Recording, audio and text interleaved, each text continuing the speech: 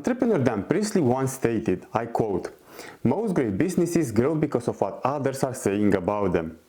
Look, we all know that reviews work on the principle of social proof. The more people believe my product is good, the more people try it and like my product, which in turn leads to more people buying it and liking it. Wait a second, you may say.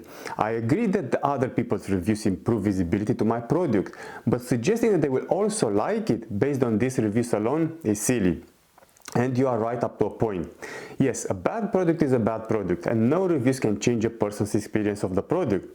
However, the situation can be quite different in the case of average or good products. In these cases, reviews can change people's perception of the product, making average products look good and good products look great. Let's start by looking at an interesting experiment described by psychologist Dan Ariely. Students were questioning the quality of two types of beer, a classic Budweiser and an MIT brew that was contaminated with 2 drops of vinegar. When unaware of the vinegar, the MIT beer was most often chosen as the winner. However, when students were told in advance that the MIT beer contained 2 drops of vinegar, Budweiser won.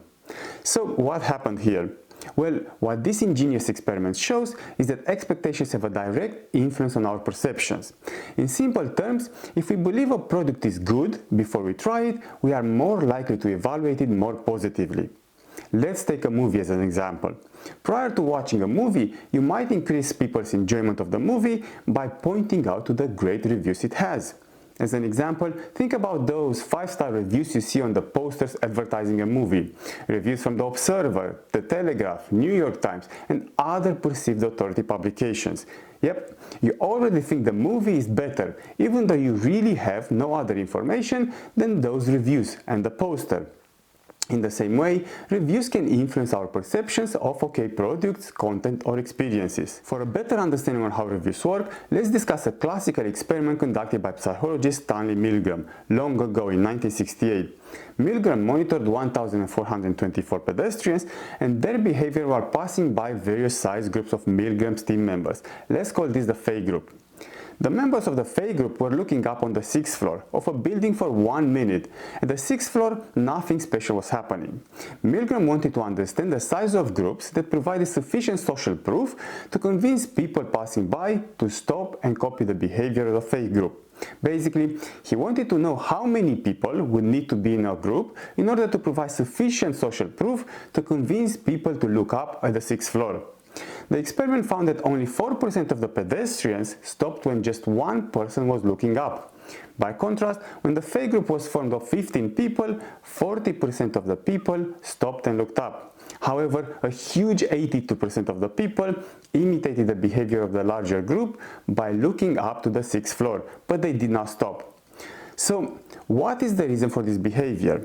The answer is simple. People looked up under the assumption that as other people were looking up, there must be a reason for it. This explains many other riddles, such as why people are influenced by reviews, recommendations, social media, celebrity endorsement, and so forth. After all, if one book has many great reviews on Amazon or Google, or one article has many shares, or one YouTube channel has lots of subscribers, there must be a good reason for it. It must be good. However, Nicholas Taleb brilliantly argues in his book, Fooled by Randomness, that reviews from buyers on websites such as Amazon say more about the buyers themselves rather than the actual products. This is because the reviewers are not qualified people, hence their perception of a book is highly subjective. Logically, we know that we should take Amazon reviews with a pinch of salt, and yet our decisions are so often shaped by these reviews. Of course, it doesn't stop here.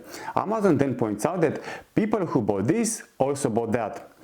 Amazon does not even have to pitch a certain book to me. If other people like me bought it already, then surely I should at least check it out. The canned laughter during TV comedy shows provides yet another great example of the impact of social proof. Psychology experiments described by Robert Cialdini found that the audience laughs more and finds the shows funnier than when presented without the background laughter. So, just to clarify this, most of us are aware that the laughter is artificial, and yet we still perceive it as social proof and find the relevant moments funnier and more engaging. Reviews work on the same principle as the canned laughter. The more people laugh, the better the show must be. Okay, let's stop here for the time being. We will discuss more about reviews and social proof in the next session. Thank you for watching, and I'll see you soon.